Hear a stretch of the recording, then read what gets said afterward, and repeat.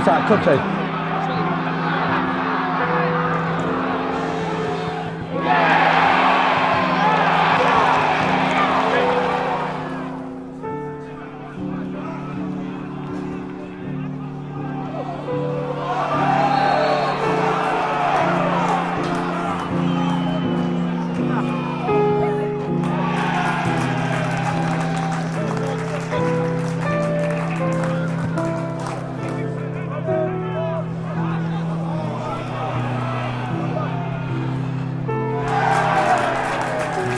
Going for the same ball for, man?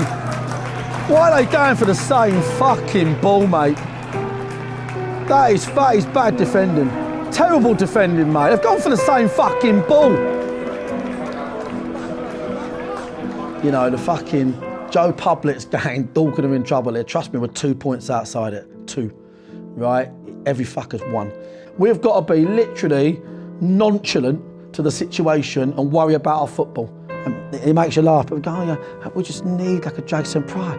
Oh, fucking no shit, Sherlock. Fuck me. Go and get your UEFA fucking Z badge, whatever, and become a manager, mate. We all fucking know we miss Jason Pryor. We all know, but there ain't a fucking Jason Pryor. And if you want one at this level, it's out of our fucking reach. Sounds like you need to drive a truckload of cash around Jason Pryor's house. Yeah, hasn't got his number. Has he changed his number? Yeah. Literally get Pryor.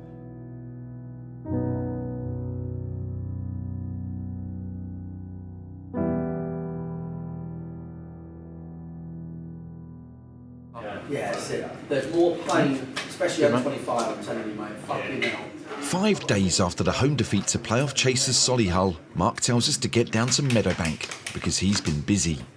The Dorking manager / owner wants to add some leadership to his group, and while he's working on several deals, the first to get over the line has brought Crawley Town's George Francomb to the club.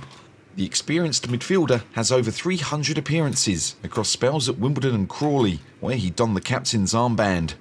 And Francomb won't be the only new face in town. Marc's working on a deal for Slough Town's highly rated Aaron Cool, and unbeknownst to anybody, a third shock signing. It's certainly a busy week for Mr. White, who has to contend with Kitman Mitch, a diehard supporter of this weekend's opposition. Mitchell, mate. I'm actually serious about Saturday. It's a big deal. I'm fucking superstitious, mate. And he fucking loves them. He fucking loves them. I'm telling you now. Trust me. I know, Rich, but it's fucking... No, the content's better if it's in the stand with the Aldershot fans. That's fantastic. Because then they'll be celebrating. He'll have to be like this. Can we get Dorking windows in or not? What about the corner straight in the net? No bounces. With moccasins. I won't need more than 3. You got it? 2. I've got restricted view as well because of that, but I've found my range. Oh, fuck off. One more, Lou, last one. Oh, fuck off. Give me that ball back. That's the right size, isn't it, George? Do you reckon? Yeah. Yeah. Well, I asked Cal, I said, what will I be? And he said, medium. Go, I'm left footed, aren't I? Got to go this side. I'm always on the left. Oh. This is why this club fucking is where it is in the table, mate. This sort of thing. Could we go in the warm? That's a new away and we've got to build up there. Being done now. It's all been done behind that fence. Where do I start? Okay, so first question I ask everybody when I'm doing this is, who are you and why are you in this room today? George Francomb, and I'm here to sign for Dorking Wanderers. How long was that on the cards? When did that come about? Yeah, just the last couple of days really. Obviously I left Crawley on the last day of the month, and yeah, got a phone call from Marc the next morning, and he put an offer in front of me, and we spoke, and I assessed some of my other options, and yeah, this is going to be my home. I know a few of the lads that play here already from my time at Wimbledon: Callum Kennedy, Baz Fuller, Luke Moore, some of the younger lads, Alfie and Dan Gallagher. So yeah, I know plenty of lads here, and I'm still really tight with Cal and Baz, so they're always telling me about the club and how it's run, and yeah, they couldn't have enough good things to say about it. So, is this your first time in non-league football? Yeah, it is. Yeah. How do you feel about that? I don't know. I suppose it's alien to me, but you know, it's something that I'm ready for, and I'm ready for the challenge. I don't look down on it as if like I'm too good for it or anything like that. It's a fresh challenge for me. Marc really wanted me, made me feel really welcome, and that's a big thing for me. Bitch, being collared.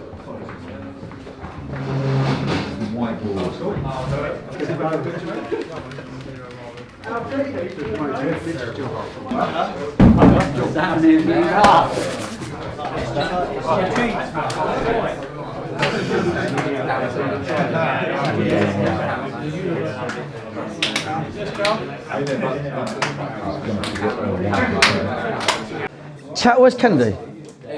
Is that your fucking mate, the development manager? Yeah. Sacrifice. Sacrifice, Kennedy. You fucking sacrifice.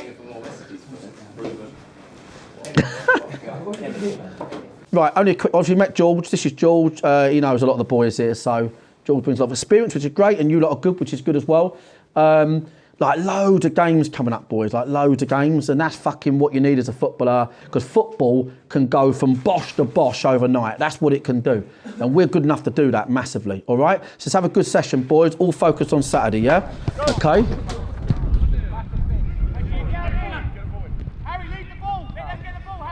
What do you think the best thing we could do in this club right now? What would give this club, this team, Harry, the biggest boost ever? Think about it. 24-year-old Jason Pryor walks through the door. Or what about if it was just Jason Pryor? Yeah. That'd do, wouldn't it? Be nice, wouldn't it? Imagine that. Oh, here we go. By the way, I'm definitely retiring this coat. I've tried, I'm not, that's it. I'm tempted to buy a new one. Like, just cheapish, just in case it's unlucky. Because this cost a lot of money to be fucking... It's good, Saturday, 100%. I think that's the best side we can get out. It's an insurance policy side, isn't it? Hope they do play 3-5-2, because then them lot will keep that solid in there, because Moran Francomb would be disciplined. And Niall then can do what he's good at, which is run the legs off someone. Cool. Fuck me, sounds like we've got a plan for once.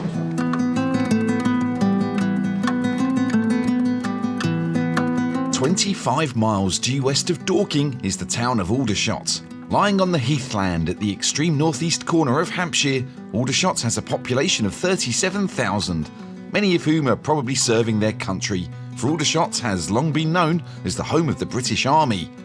The town is over 1,000 years old, and we think the stadium may well have been there for much of that time.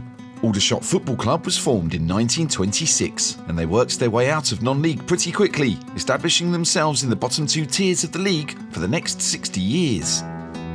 By the early 1990s, financial mismanagement did for Aldershot, and the official receiver of the High Court condemned them as hopelessly insolvent. A fraudster rescued them, but he didn't have any actual money, so he got sent to prison, and Aldershot eventually went out of business in March 1992. But that was not the end. Aldershot Town were immediately formed, entering the pyramid 5 divisions below the Football League. Thus, to cut an extremely long story short, they got back into the EFL, went in and out of administration, and they're now settled safely in the lower end of the National League. So, as the Dorking players arrive at the EBBB Stadium at the recreation ground, the Shots will notice that the Wanderers squad is changing. For winger Matt Briggs is back in the squad for the first time since his ACL injury last season. And while his return, and that of the frustratingly handsome Josh Taylor, would normally be headline news, it pales in comparison to what Marc believes is the coup of the century. For the night before the match, he sealed the deal for the return of talisman Jason Pryor. Pryor spent 4 years playing under Marc, leading from the front as he helped Dorking to 2 promotions in that time. His decision to play for local club Havant instead of throwing himself about in the National League was universally respected. Yet the man loves Dorking Wanderers, and he's heeded Marc's call as the Dorking gaffer looks to secure his side status in the 5th tier of English football. I think both parties have missed each other. The thing is, the irony is, I think Jason had made his mind up he couldn't play the league above. And because of the hecticness of the league being delayed, finishing in June, end of May, it was almost like a fait accompli. Right, that's my last game, thank you very much. And what I never done was sit down and go, hold on a minute, Jason. Like, you know, Teddy Sheringham, 25 games a year. The ones you can miss, if you like, can be Gateshead away and York City, and that could work really well. And this is the arrangement. You know, there wasn't really a deep conversation about how it could work.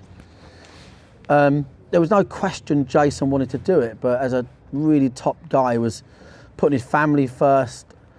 Third child on the way, all 3 of them would be below 6 years old.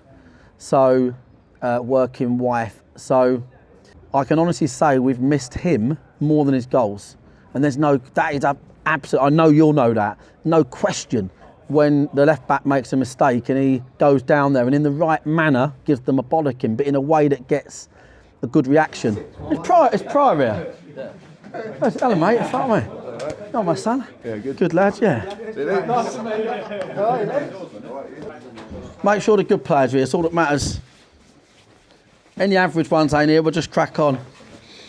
Nicky Wheeler's the happiest bloke alive. Hey Nicky? Happiest bloke alive, mate. Right, obviously welcome to Jace back, but that's business as usual for Jace. Been here 5 years. And George, I know you've met George already, yeah? Right, listen, we've got a great fucking spell ahead of us here, yeah? Saturday, Tuesday for 2.5 months. You get that luxury of, you know, a bit of cover here and there, or, you know, choosing the right player for the right match, which is what we need, yeah? My thing in my head is this, and you know I'm not often wrong, barely ever. I can't wait for fucking the redemption of anyone that ever writes us off or talks about us in the wrong way. I can't fucking wait, yeah? So, won't be today probably, in terms of where we are, but in a couple of weeks, you lot will steamroller. You'll be too much for people. They'll either play 3-5-2, right? And I've got to be honest, my gut feeling is they're going to play 4-3-3. But if they play 3-5-2, then we are defensive overload. Yeah. So are they. We'll use ours and play, and wingers will take them away. We'll use ours and we'll play total fucking football. He knows we'll do that. I'll be amazed if he plays us at 3-5-2. But all of his last 6 games have been 3-5-2. I'll be amazed if he takes us on in that way. At our place, he played a 4-3-3 just to go man for man with the back 3. But he sold his right back and a centre half, and he's struggling for a right back. So that is why it's 50-50. But listen, it's simple. So good feel around the place. We've got a fucking great squad here.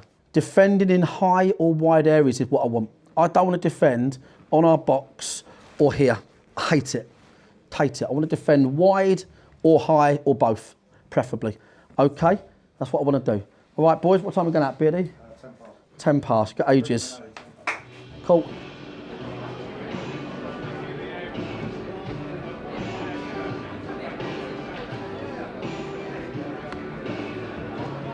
I just came down with my dad, enjoyed the football, so I came and come. Well, yeah, I mean, that was it. I would just go and watch a local team. I've always loved football and I love watching football, so wherever I was based, I would go and watch whichever the local team, whether it be non-league or Premiership. When I was about 11, I suddenly decided I liked football, and my neighbour, my parents didn't like football at all, but my next door neighbour, Dave, started bringing me. 73. Wow. Probably the first game. Brought here by a gentleman who used to be a basket doctor out of Aldershot here, and he started bringing me to the games. The first game I can remember coming to was the 1970s League Cup game against Man United. So probably season ticket holder since I was about 20. My dad brought me here. Oh wow. Yeah, I think. I'd say I might have been a little bit older. First game was Grimsby Town at home, I remember that. The second I drove into the club, I instantly felt nervous. I don't know if it's whether a fact of obviously being an Aldershot fan and what has gone on in the past week with his weekly update saying what he's going to do with me. I actually had to speak to him to ask him what I was actually going to do. And he was like, what do you want to do? And I was like, do my job properly. And he went, okay, business as usual then. Despite the fact the previous manager had only been here a year, I think things have got a bit stale, a bit negative, and I think Ross has, taken the brakes off a bit. I don't know, we're a bit up and down this season. We can play good attacking football, but we've been terrible at home this season. Random. Who knows? like we saw him this season at Yeovil, and that's the best after they got rid of Molesley and his dogs in suitcases and all that sort of thing. So we saw him with Terry Brown when he came back, watched him at Yeovil, and that's probably the second half is the best 45 minutes I've seen him play for a few years, where I thought they were great. 2:30, 3 o'clock, I had a phone call from Chris saying, Mitch, Jace is coming back, we need a shirt. and he's going to be in the squad tomorrow. And there's a local printing shop around here, and we used them before, and I phoned them up and they went, yeah, as long as you're here by 4 o'clock. So raced to get there in time, got there at 4:01 as he's locking the door, barge in and get it done, and went and picked it up this morning, so it's pretty hectic yesterday getting that done. Dorking away was brilliant. And then you come back in and it's like, as soon as they're at home, they don't play. And they play a better way. It's just one of those things. But they don't seem to put 3 passes together at the moment. And then you see the other teams do it against us every single time. So hopefully a win. We beat Dorking 3-0 away. It was a decent game, so we can beat them.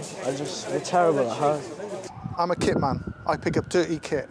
We had got very defensive under the previous manager, whether that was fear of, dropping points, but in the end you ended up dropping more points playing defensively than that. I would say it was a more attacking style.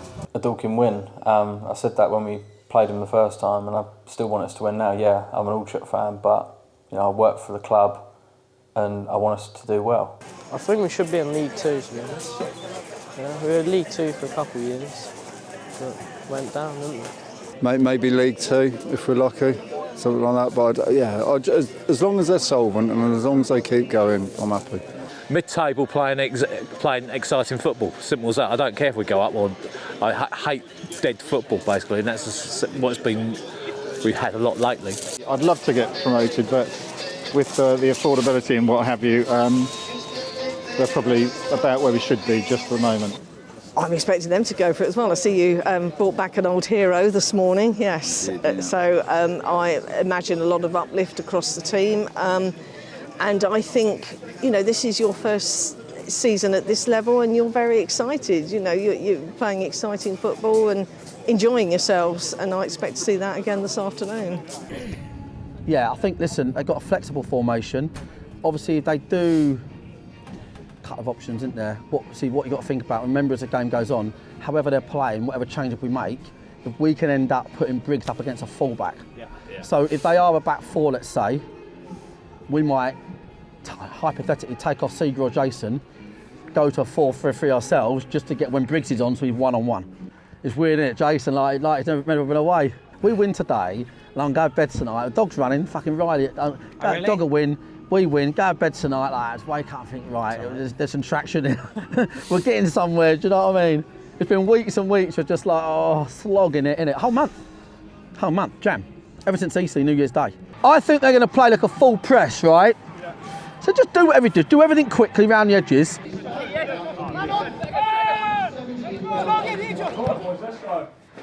Loads of info like that from the back, Dan. That's great for me. Both Dans, loads of info, yeah? George, lock us up off the ball all times. I think they're going to be a 4-2-3-1. Okay? Seb up against their fullback is good for us. That side. Amalu's are going to play in that hole. We know that anyway. Gaffer's big tips, right? Remember this big pitch, keep the units together. Secondly, if they only intend to go direct, right, then literally have better defensive units. So just automatically drop into a back 5. All is fucking good with me. Let's get to it. Come on. Let's go.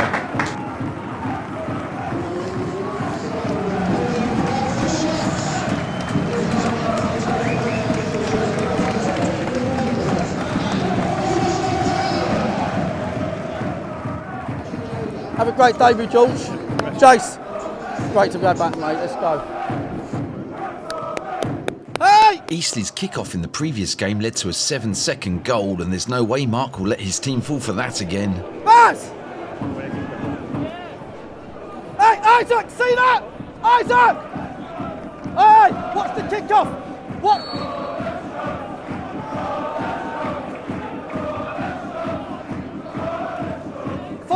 Forward, Nicky. Unlike last week, Dorking are untroubled by the routine, and the coaches are given time to figure out how the opposition are lining up.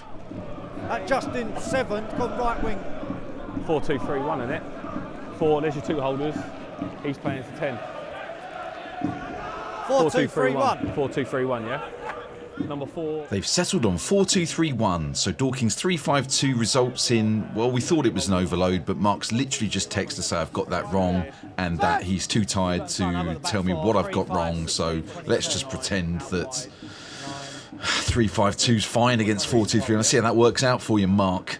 Anyway, returning signing Jason Pryor knows Dorking's system well, and even though George Francomb has played it plenty of times, Dorking's particular patterns of play might be somewhat alien to the new guy, although he certainly doesn't seem phased. Good! Get in the box! In the box, Nicky!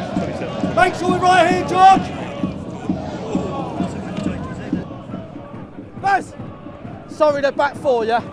Full press. Jason Pryor's return gives Dan Lincoln a target to aim at, but Jason's going to have to get used to the National League defenders, who are bigger and stronger than what he's been dealing with recently. Seconds off him! Aldershot pick up the loose ball and send Amaluzor on his way, with Isaac Philpott trying to keep up. Baz up, Baz, no, he's there! Dan Gallagher cuts out the cross while Marc tries to understand why Jason didn't get a free kick. Why is it not a foul, mate? He won the ball in front of the player by going through the player. But he won the ball the other side of the player. That's a foul. Aldershot are employing more long throws than Rory Delap's giant sofa, and they're beginning to cause more confusion in the Dorking box.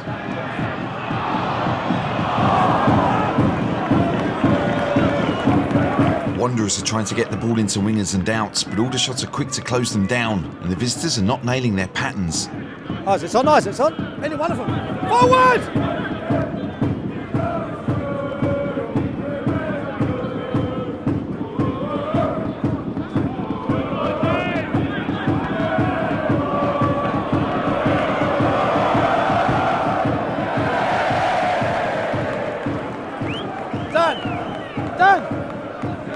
Because we're full pressed, yeah?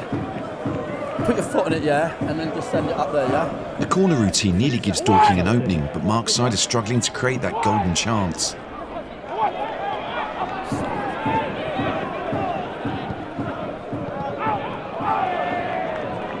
Move it quick! The Wanderers badly need to capitalise on an extended spell of pressure and get that opening goal. So you've got 2 pads, open your body, good on. Time with it, here! Get up! Back to Nicky, get up! Come on, Jace. Back and do the edge! Aldershot respond to the increasing threat from Dorking and look to get up the pitch. Amaluzor's swivel leads to a shot that goes miles over, but it's the first warning sign that the shots are resurging, if that's a word.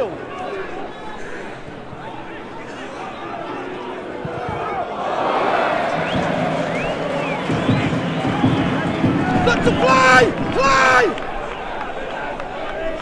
Oh, Dan, you get that? Dan Lincoln is keen to do Marc's bidding and get the team playing, but Aldershot are still harrying the wide man Seb Bowerman, and the ball keeps coming back at the Dorking defence.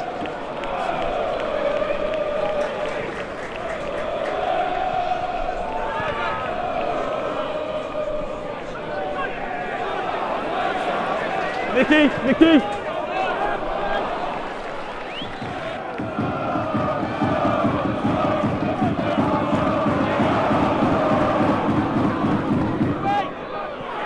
Marc and the coaching team want to get to half-time without conceding, and with Dorking on the ball, they need the players to get up the pitch and keep possession. Seb, just keep the ball, Tough. Just keep it. Well done. Get us up! Get us up! Dan! Get us up, Dan! Get us up! Get him up! Fucking hell!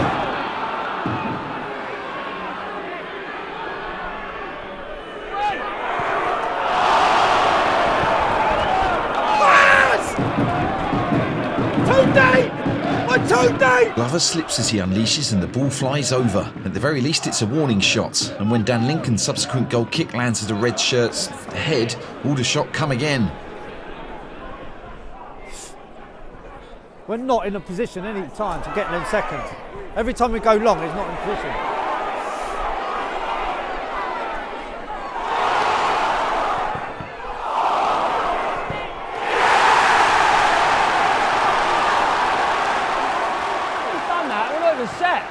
He's just taken that kick and we're not even set, he's just gone straight to their centre half. Effiong picks up the ball over the top and drives at Dan Gallagher. He turns inside and forces a smart save from Lincoln. The ball drops kindly for Justin Amaluzor and he smacks it into the back of the net to give Aldershot the lead just a few minutes before half-time.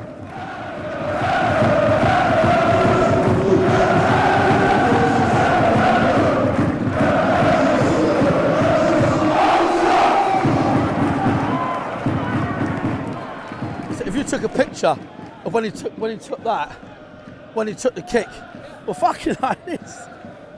He done the last one. Right, listen up, yeah.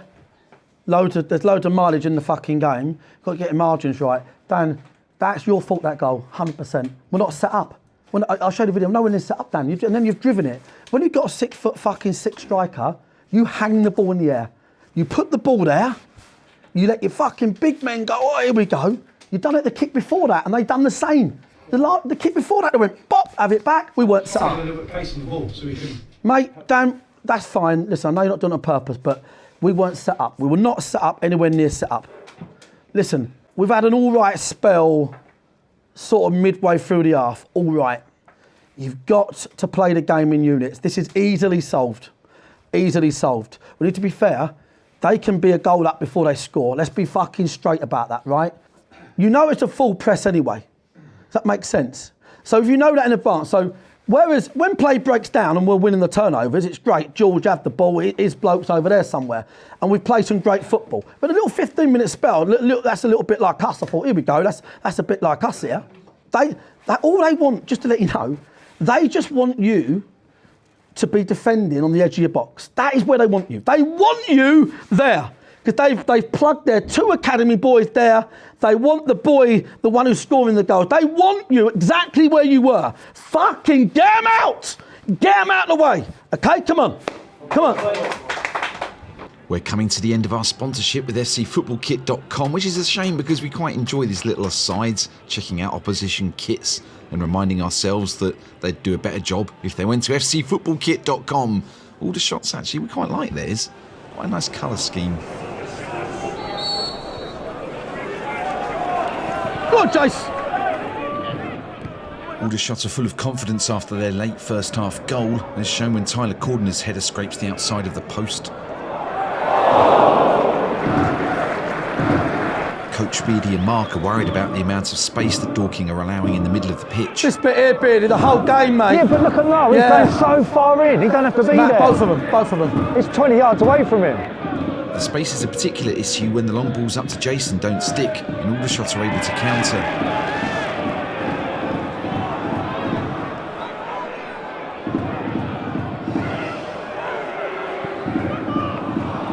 That's not to say Niall McManus isn't working hard in the middle there. The midfielder is all over the park, but his game is doomed to end early when a late challenge injures his literal Achilles heel, which is obviously his Achilles heel. Forward, well done, Niall. Nice! What you done, mate? No, I need to know. Come out and changes. No, Niall, yeah. Yeah, okay. Yeah, we're going to do Gappy Niall. Gappy Niall. No, yeah. The loss of Niall is countered by the return of midfielder Josh Taylor, who's been on a 3-month absence from an injury picked up at Torquay, although we suspect he faked it so he could do some modelling shoots and spend his days charming people. God, I hate Josh Taylor. Come on, mate. Go fucking run the show, come on. Also, this could be the end of Niall McManus's season.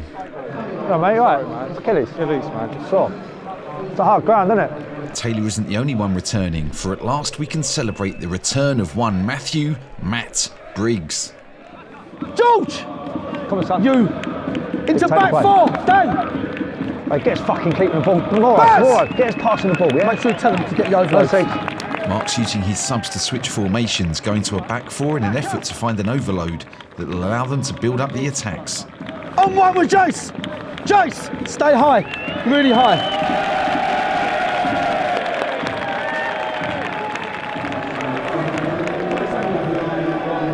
What's the difference in the game now? Now we've got an overload.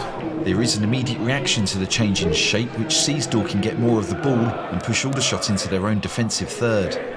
Forward! Eyes are wide, Seth, wide!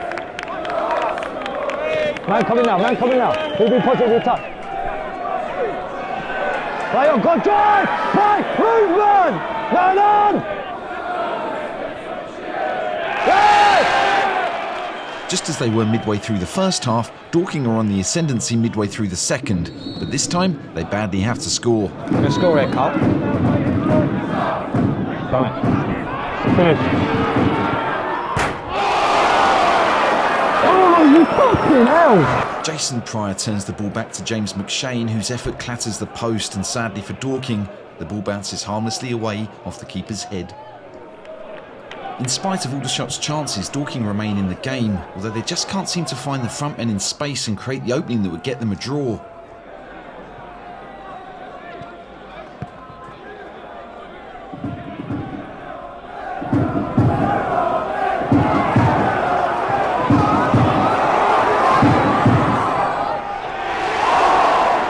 Young's one-on-one with 5 minutes to go leads to one of those misses that makes you wonder if Dorking are going to sneak something out of the game.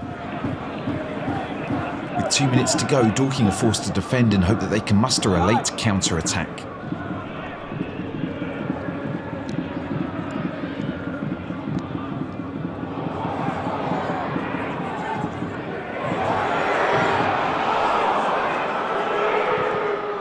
Get to the ball!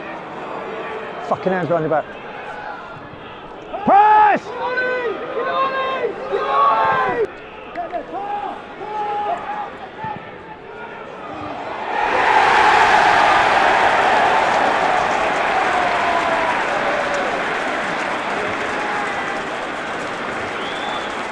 Ryan Glover spreads the ball out wide and makes his way into the box, where he's able to nod Joe Partington's perfect cross into the ground and beyond Dan Lincoln, sealing the points for Aldershot and condemning Dorking to their 4th league defeat in a row.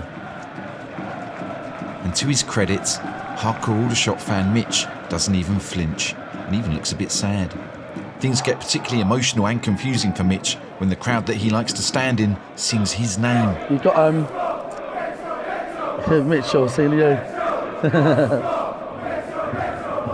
Don't smile, Mitch. We're all staring at you, Mitch. Don't smile. In the closing stages, Aldershot toy with the Wanderers and enjoy themselves on the ball, but for Dan's Gallagher and Lincoln, the score would be even worse.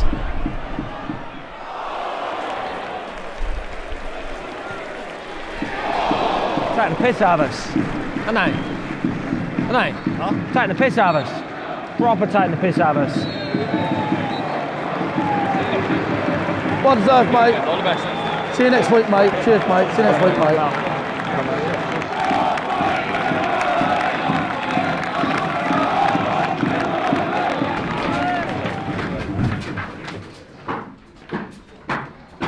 It's really simple. You're second best there. You're second best. And you're second best, lads, by distance. That's the bottom line. There's nothing about that game that's been any different to any other game we've played in, except the fact they couldn't shoot. Because they could have scored a couple of goals first half. They can score 3-4 goals second half. Only when you understand where we are, will we solve it. Will we solve it, okay? I'm telling you now, 100%, they've had enough chances in that game to win 4 games of football. And I'll always be honest with you, because then you know where you stand. I thought the leadership out there as a unit, seeing what's going on in the game, I don't know why, I know why, we're trying to under press, we're trying to chip in and out at the back 4.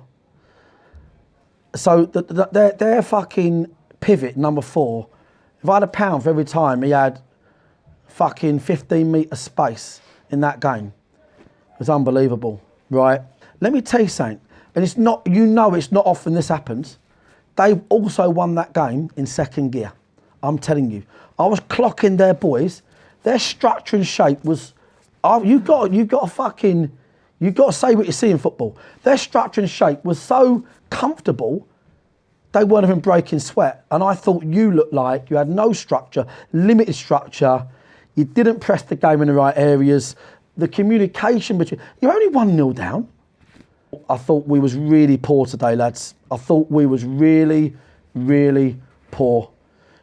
The way, I'm telling you now, we are the most wide open team in Britain. The way teams in this league, I watched Barnet last night, 9 men behind the ball, chuck it forward to Kabamba. He runs channels, lines. They then get up the field and win seconds, right? The way teams win games in this league is a bit like fucking Aldershot. They just have a structure and they do the structure really well. Their structure, you've got to credit it, was absolutely fine. We could have played 3-5-2, 4-5-1, whatever, right? Even when we give ourselves an overload, they split it, they done it the right way. Their structure was great. So that's where we are, okay? Listen, I'll say one thing now. I'll say one fucking thing. For all my opinions, and I'll talk to the management team, nothing changes the result. We have to find a way, boys, again here. We have to find a way here, boys. We have to find a way again here. Let me tell you something, right? There ain't no fairy fucking motivation mother out there. You know we've got a great changing room. Our changing room before every game, every training session is unbelievable. At the moment, boys, you boys are genuinely telling you now, you boys have got to get on the fucking white line, and we've got to find a way, boys, of giving a little bit more. And if we need to fucking win a few battles first or whatever, you boys at the moment have got to do a little bit more here, lads, because our situation is not great, okay? Right, see you Tuesday on the bus. I thought today we might be, you know, a sort of fist pump point away from home. Wasn't overly great, but we was tenacious, whatever, or a little cheeky win. Weren't over impressive, but you know, etc. But what we saw today was just everything that's bad about us, and you know, other managers will say, like Ross will say, oh, they're naive, or you know, the way they play, say so open. But listen, the way our team is built, the players we've got, you know, that is how we play, and it served us really well. We put 30 points on the board really early on in this league, really. 30 points by sort of, you know, borderline December was great. The plan of scoring more goals than the opposition, outgunning a few teams along the way. But what you've got now is you've got boys that are not confident, and you know, when boys aren't confident, you know, you're struggling. The changing room is always good. The training field is good. But what you've got there is that when the going gets tough, I think the last third, it's got to step up more. That's what I see. Bit of a weird one, really. Obviously, I didn't think I could do the commitment of the National League after we got promoted. So obviously went to haven't. And then he put a bid in, and then I spoke to him, and sort of heart overruled the head, possibly.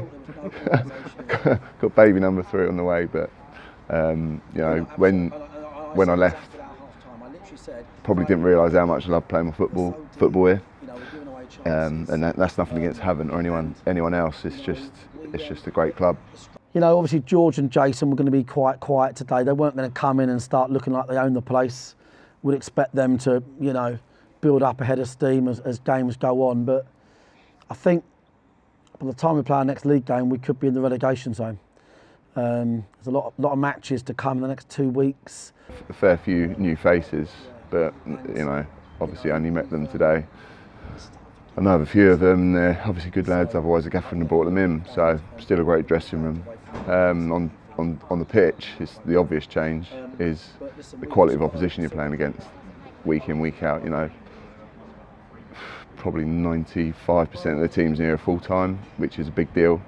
And then obviously the club, all the gaffers had terrible injuries to deal with. So yeah, it's probably just the step up in quality, really.